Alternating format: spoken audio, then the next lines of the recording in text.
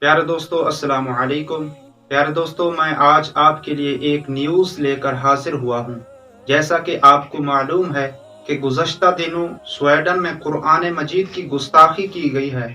اس گستاخی کے خلاف تحریک لبیک پاکستان کے سربراہ حضرت علامہ مولانا سعد حسین رضوی صاحب نے یہ کال دی ہے کہ پورے پاکستان میں قرآن مجید کے تحفظ کے لیے ریلیاں نکالی جائیں، کیونکہ ہم مسلمان ہیں۔ اگر ہم قرآن مجید کی حفاظت کے لیے، حضور کی ناموس کے لیے باہر نہیں نکلیں گے، احتجاج نہیں کریں گے تو اور کون کرے گا؟ پیارے دوستو، میری اپیل ہے کہ مارچ میں ضرور شرکت فرمائیں۔ پیارے دوستو، مارچ کی جو تاریخ ہے وہ بروز جمعہ 27 جنوری ہر شہر میں نماز جمعہ کے بعد ہوگا۔ اللہ پاک سے دعا ہے کہ اے اللہ قرآن کی حفاظت فرما اور گستاخوں کو نیست و نابود فرما۔